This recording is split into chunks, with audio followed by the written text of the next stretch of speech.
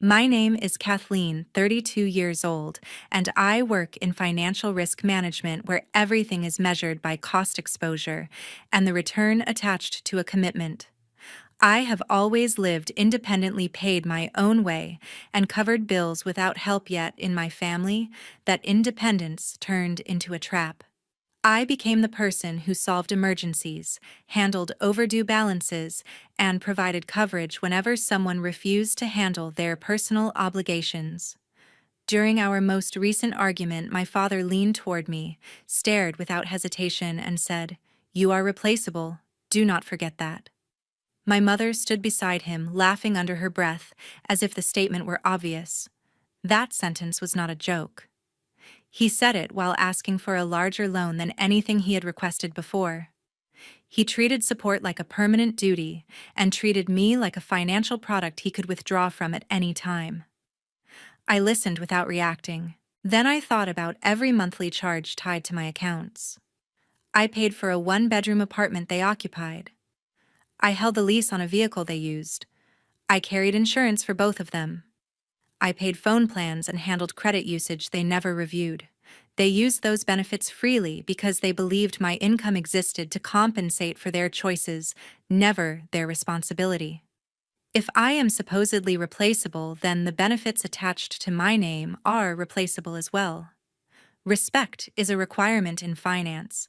If value is denied, the investment ends. Before we continue, tell me what time it is, where you are, and which city you are watching from, because I want to know how far this story has traveled. What would you do if someone treated you like a replaceable bank account? It began when Dad told me he needed temporary help after losing the job he held for 2 decades.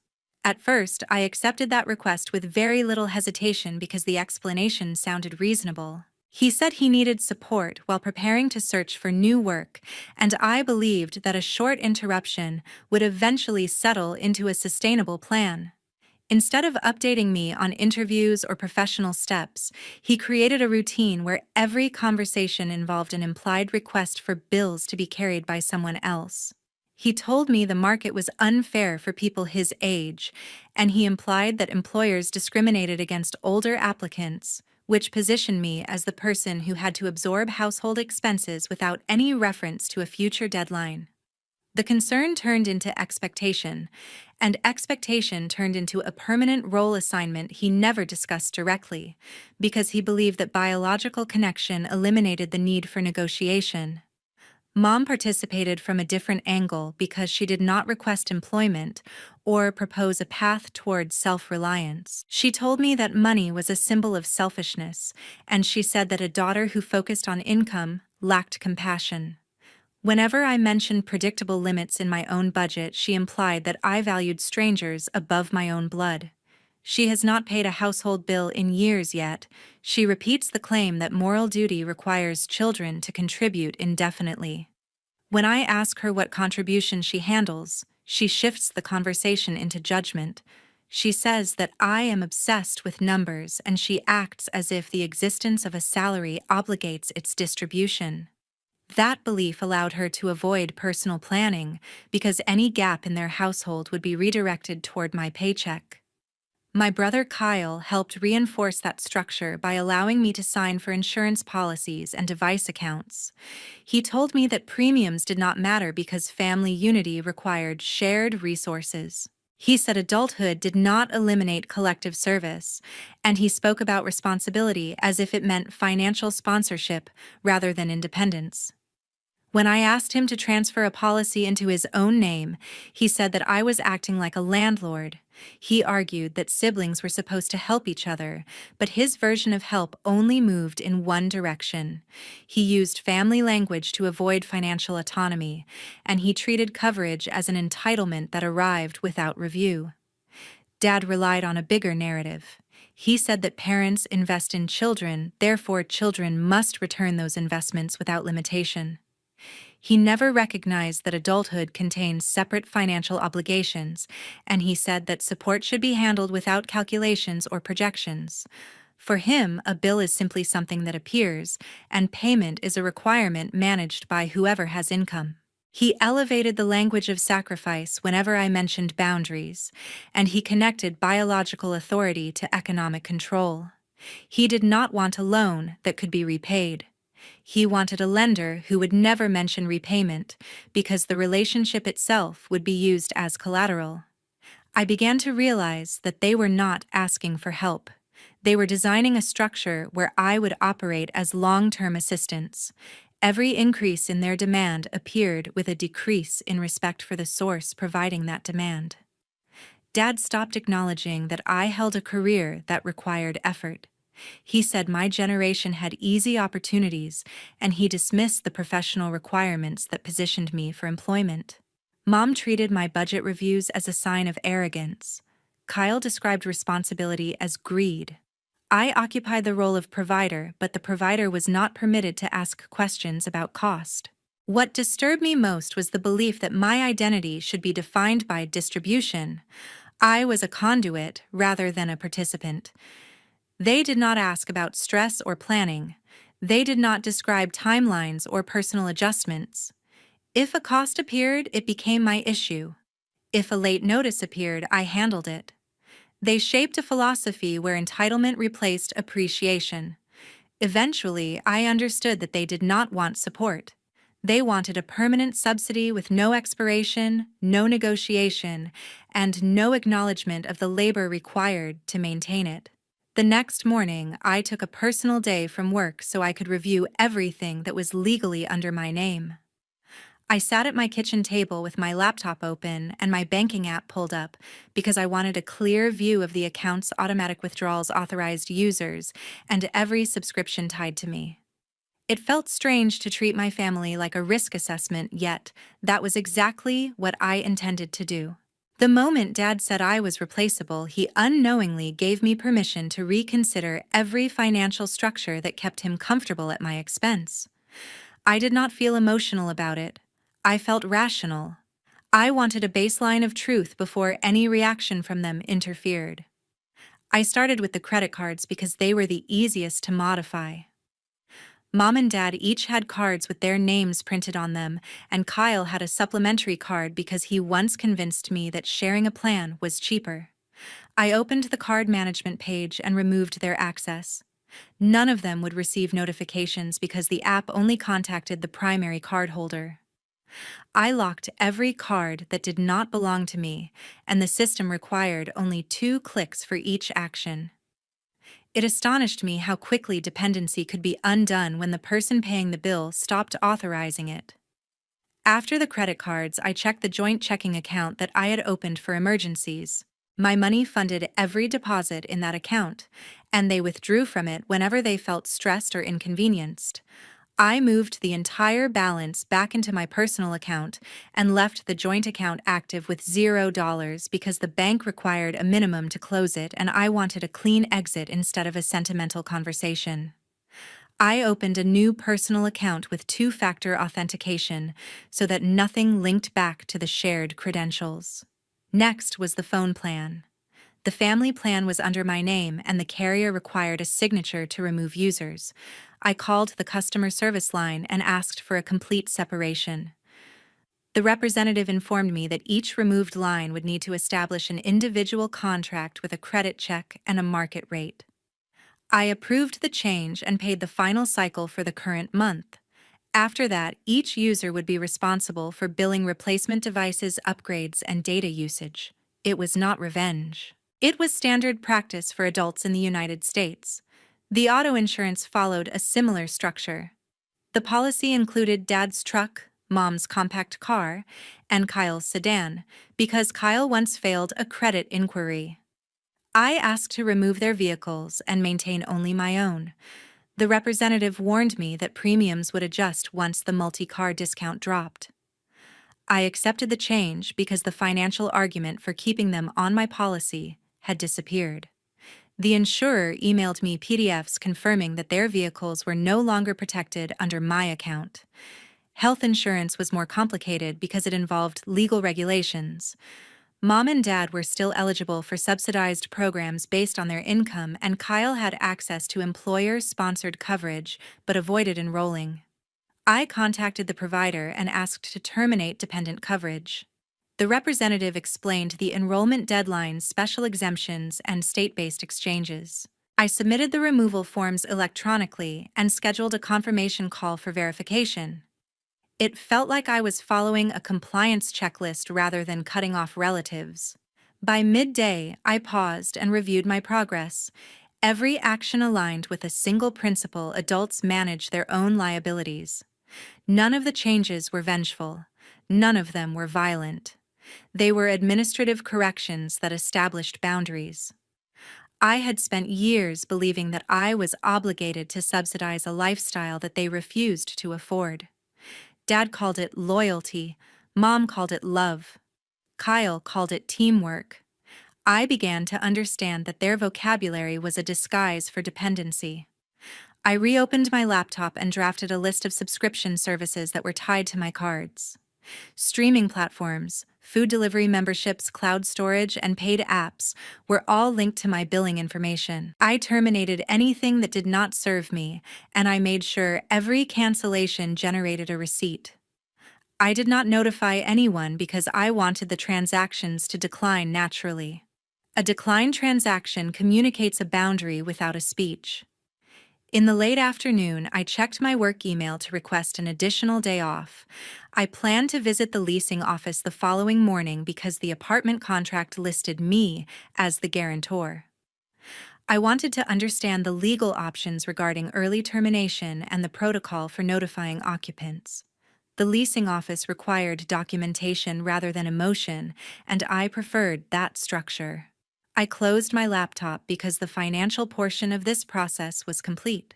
The next step involved physical contracts and signatures, which required an in-person visit. 2 days later, the first payment cards began to decline.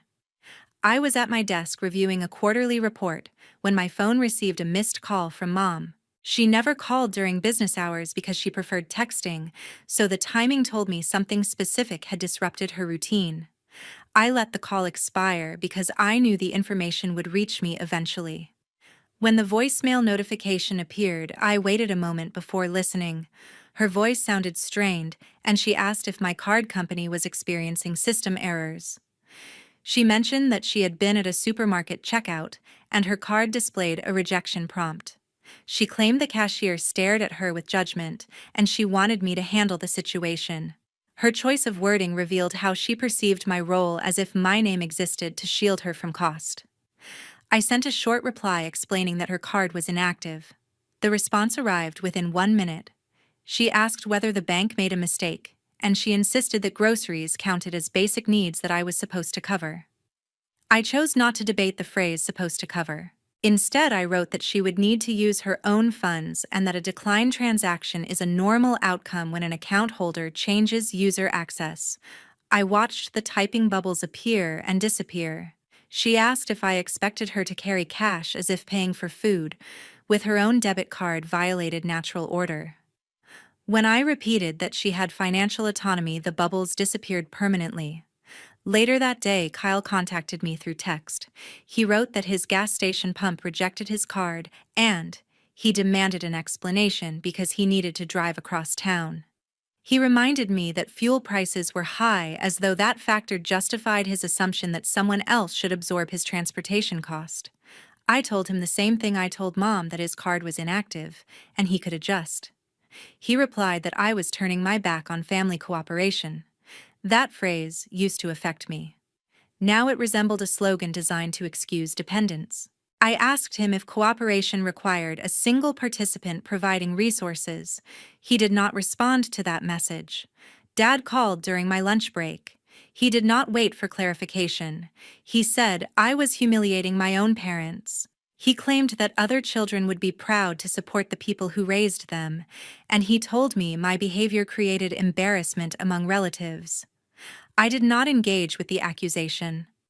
I told him that adulthood included financial responsibility, and choosing not to pay for someone else's life did not count as humiliation. He asked if I enjoyed watching my parents struggle for pennies. I replied that using personal funds was not synonymous with struggle. He said I should feel ashamed, and I asked him if he felt ashamed when he dismissed my independence. He tried to raise his voice, and I heard frustration tightening his breathing. He said that if the roles were reversed, he would never deny support. I asked him when he last supported anyone without attaching entitlement. He did not answer. Instead, he demanded reinstatement of the cards. I declined and ended the call because the conversation contained no curiosity, only pressure. In the evening, Mom texted a paragraph claiming emotional injury. She said a daughter has a moral obligation to secure her parents' comfort. She wanted me to understand that the world viewed parental care as sacred, and she said I was poisoning our bond. I responded with one sentence: financial support is a choice, not a law. She wrote that my financial boundaries reflected selfishness. I reminded her that self-respect is not selfish. When Kyle contacted me again, he switched tactics. He called the card a misunderstanding and said it would be easier if I restored his access until he figured things out. He wanted convenience, not accountability. I said there would be no restoration. Financial access is not a birthright. The dots appeared for several seconds before he wrote that I was dramatic. I closed the conversation. That night, I reviewed my budget and adjusted nothing because the boundaries were already in place.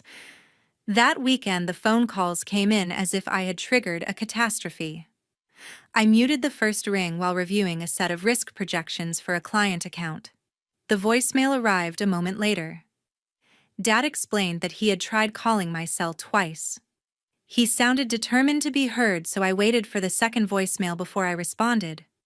In the next message, he said he wanted clarification and that he intended to speak with me in a more formal environment if necessary. When I returned his call, he asked for my office number. I asked why he needed it. He said that if I refused to discuss family responsibility in a private context, he would bring the matter to my supervisors and show them the type of daughter they had hired. He described his plan in an ordinary tone, as if a threat could register as parental guidance.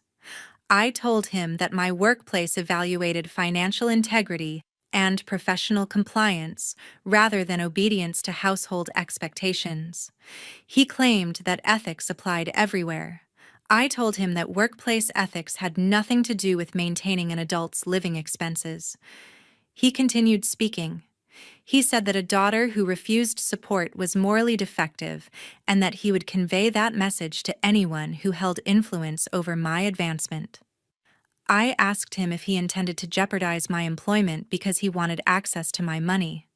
He objected to that phrasing and insisted that he was protecting dignity. I said that contacting an employer to demand discretionary financial support would appear closer to harassment than dignity. He told me that I was dismissing heritage. I told him heritage did not function as collateral. At that point, he ended the call without acknowledging any liability. Kyle reached out later that afternoon. He began with a casual tone. He said that families rely on one another when things feel difficult. He said that inconvenience is temporary and that unity is permanent. He used language that implied benevolence, yet he refused to consider any modification of his own financial behavior. He told me he could secure independence easily, but that it would be unnecessary effort when a sibling already had resources. He repeated that employment required stress and that I could minimize that stress for him. I responded with one question: what prevented him from applying for positions in his field? He said he preferred autonomy. I told him financial autonomy cannot exist without income. He ended the call without acknowledging the contradiction. Mom contacted me in the evening. She said her blood pressure had risen during the week, and she asked if I wanted to watch her health decline. I said I wanted her to register with the insurance program that matched her eligibility. She insisted that the application process felt overwhelming. I said that tens of thousands of adults complete the same forms every year. She said that daughters should handle complexity for their mothers. I said that adults can navigate a system that exists to serve adults. She asked if I believed she deserved discomfort. I said discomfort and responsibility were not identical. Dad called again. He told me my job title compensated me generously, but that he doubted I had earned the position. He said he intended to question whether my credentials represented merit or favoritism. I told him professional advancement is audited. He said that ambition corrupts judgment and that I had forgotten gratitude. I said that withholding financial sponsorship did not remove gratitude from history. He paused before he spoke again. He said he would not hesitate to escalate his concerns. I told him that continued interference with my workplace environment could result in a report because the law protects employees from intimidation that jeopardizes employment security. He rejected the term intimidation. I stated the definition. He asked if I wanted to involve legal representation to settle a domestic disagreement. I said that a boundary remains valid even when relatives dislike the result. A week passed before the financial silence created a new kind of noise in my family. The quiet was not peaceful. It was the accumulation of new bills, unfamiliar applications, and the absence of a credit line they had treated as a normal household fixture. I did not receive angry calls that week. I received questions disguised as emotional messages, and every message circled around the same theme. They wanted an exception. They wanted the past system without acknowledging that the past system was built on my labor. Mom had the first collision with reality because her medical coverage could not continue under my policy.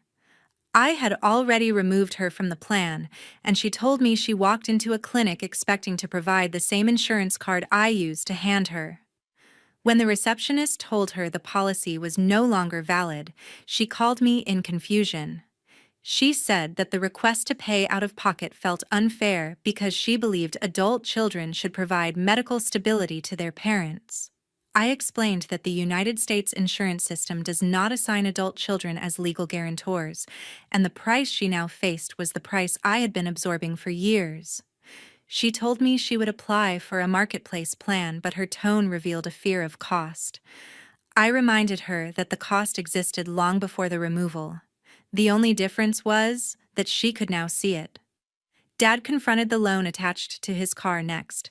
I had allowed my name on that loan when he refused to accept a higher interest rate tied to his credit history. Removing my support meant he either had to refinance at his actual score or sell the vehicle. He asked me whether I understood what dignity meant for a man his age. I told him that dignity and financial transparency are not opposites. A car used beyond one's means is not dignity. It is debt with chrome. He said the bank refused him without a cosigner. I told him the bank simply priced risk. That is not cruelty. That is underwriting. He did not like that explanation and said he would try again. I knew the likely outcome. Either he would accept a smaller vehicle or assume a cost he had avoided for too long. Kyle reacted to a different form of consequence. He walked into a bank and attempted to open a credit line. The institution declined his application because he did not have a credit score.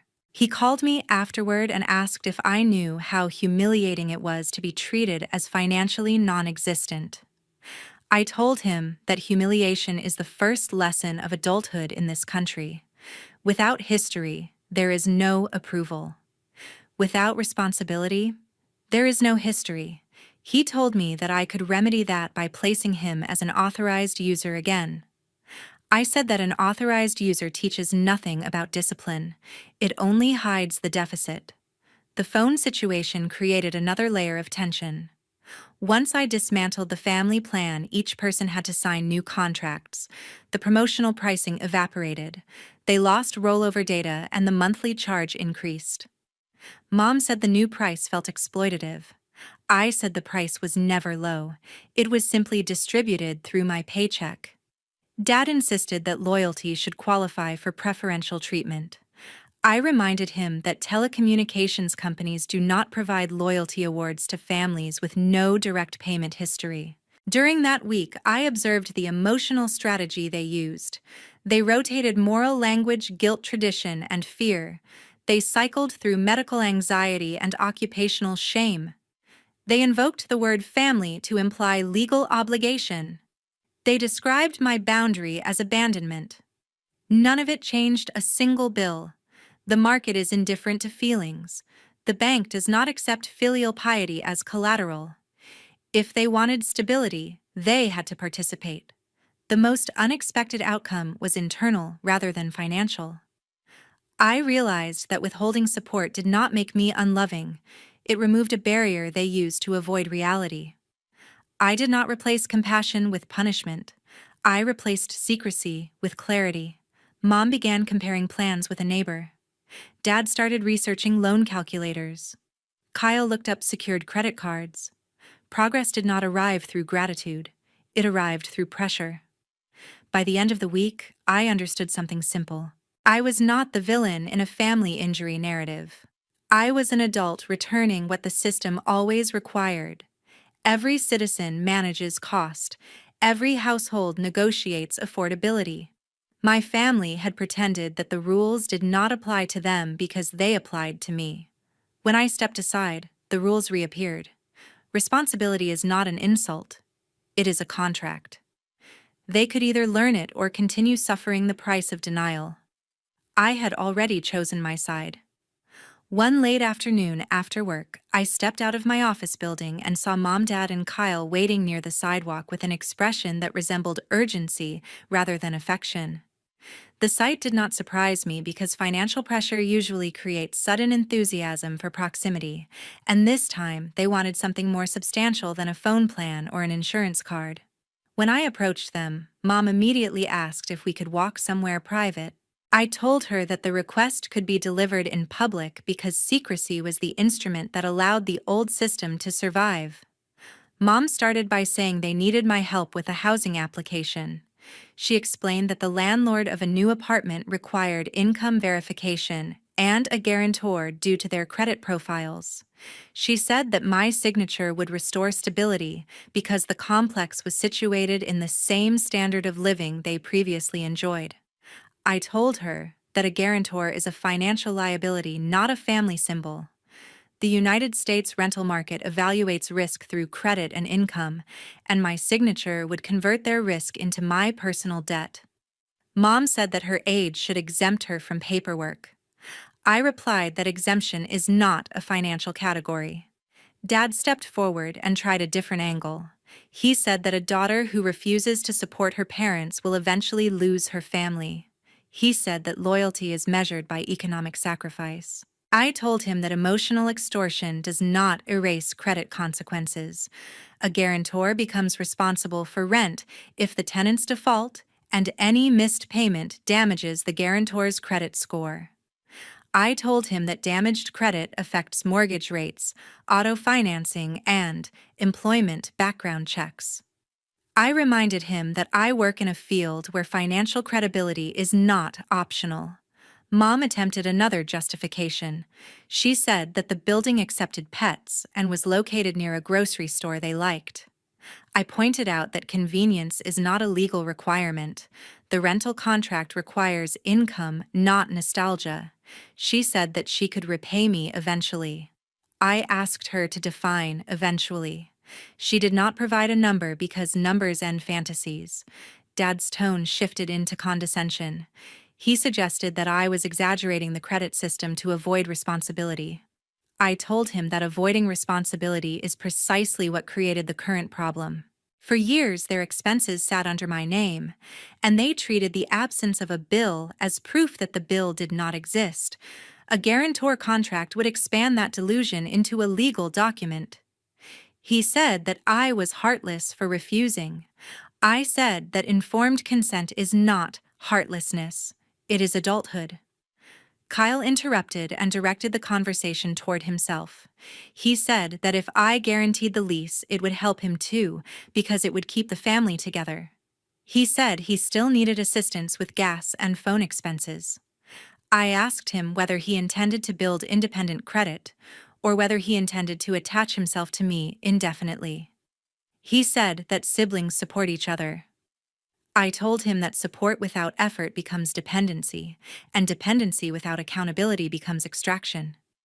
He asked whether I could guarantee at least 1 year. I said that 1 year is sufficient to ruin a credit score. Dad escalated again. He said that my refusal humiliates him as a father because he should not have to negotiate with his daughter in public. I told him that humiliation resides in the gap between expectation and capacity. If he could satisfy the landlord's requirements, there would be no negotiation. The market is impartial. It does not consider parental pride. The conversation ended when I established the final boundary. I told them that future requests for financial assistance must arrive through email because written communication protects clarity, establishes documentation, and discourages psychological manipulation. I said that I would not discuss money in parking lots, sidewalks, or offices. The legal system recognizes email trails. It does not recognize hallway arguments. Mom asked whether I would reconsider if she demonstrated good faith. I told her that reconsideration implies negotiation, and there is nothing to negotiate. My credit is not collateral for their lifestyle. Dad muttered something about disowning me. I told him that family cannot be defined by loan structures. If love depends on credit access, it is a transaction. If loyalty depends on signatures, it is debt collection. They walked away with disappointment. I walked to my car with clarity. Boundaries are not cruelty. Boundaries are risk management. I no longer subsidize denial. A few months passed and the financial distance produced a relational distance that did not require raised voices or emotional theater. The silence between us came from logistics, not sentiment. When money stops traveling in one direction, every form of communication becomes honest by default. Without subsidized expenses, Mom and Dad no longer evaluated life through preference. They evaluated it through invoices. I learned from a brief update that they abandoned their pursuit of upscale housing. Instead of trying to force their way into a complex that demanded credit standards they could not satisfy, they settled into temporary lodging where payments operated on a weekly basis. A motel room is not a tragedy, although they treated it as punishment rather than math. In the United States housing structure, weekly rent offers flexibility for people with limited documentation and inconsistent income. Flexibility became their new dignity. A month later, they shifted into a smaller apartment.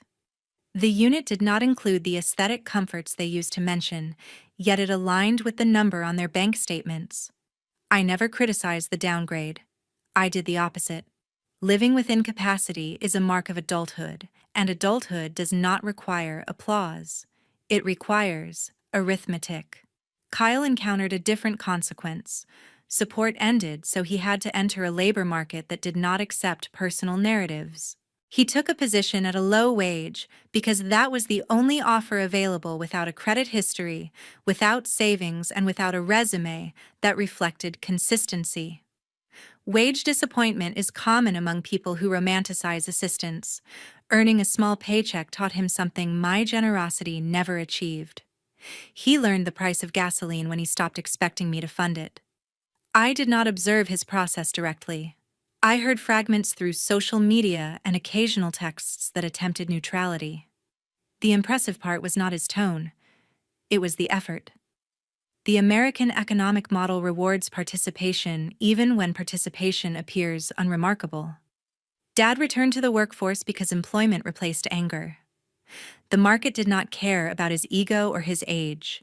It cared about whether he could complete tasks in exchange for compensation. He stopped blaming me because the economy does not respond to accusations.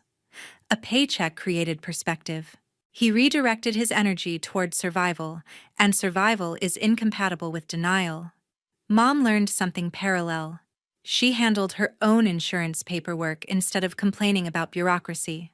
Insurance enrollment is a tedious ritual, yet she completed it because the alternative involved penalties. Responsibility is not a revelation. It is simply the moment when excuses expire.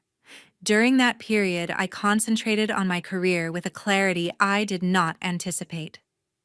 Removing financial pressure created emotional space. I stopped feeling guilty for enforcing boundaries because the results proved their necessity. Cutting support did not destroy anyone. It forced individual autonomy. The outcome did not resemble a family reunion yet, it resembled functional economics. No reconciliation occurred. No one requested a holiday gathering. No one pretended that financial independence equals rejection. We simply moved in separate trajectories. Emotion did not dominate structure.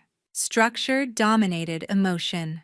In American culture, adulthood often concludes the sentimental illusion that family must operate as a shared bank account.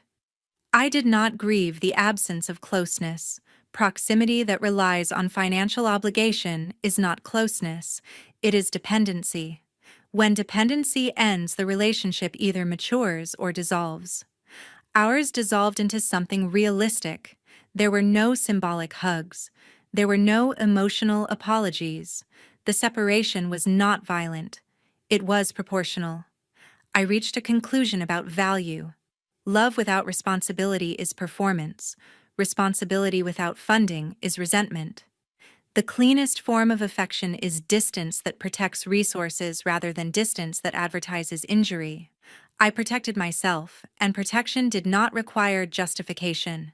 I did not look for evidence of emotional improvement. The evidence appeared through outcome. Bills were paid by the person who owed them. Contracts were signed by the person who used them. Credit resumed its proper path. That was the ending. Not dramatic, just practical. I never waited for appreciation because appreciation is unnecessary. Survival is enough. They survived. I advanced. That was our final alignment. Financial boundaries are not cruelty. They are structural guidance. When people build their own credit, their dignity increases because dignity depends on capability. Cutting assistance does not reject family, it rejects distortion. The healthiest form of loyalty acknowledges limitations and respects risk. I learned that adulthood requires refusal. Refusal preserves stability. Stability creates opportunity. Opportunity generates progress. Thank you for staying through this story and for engaging with a narrative that does not rely on fantasy reconciliation. If you have experienced financial boundaries, controlled assistance, or a transition into independence, share your perspective in the comments. Your insight may help someone who confuses love with obligation. Let the discussion continue with clarity rather than shame.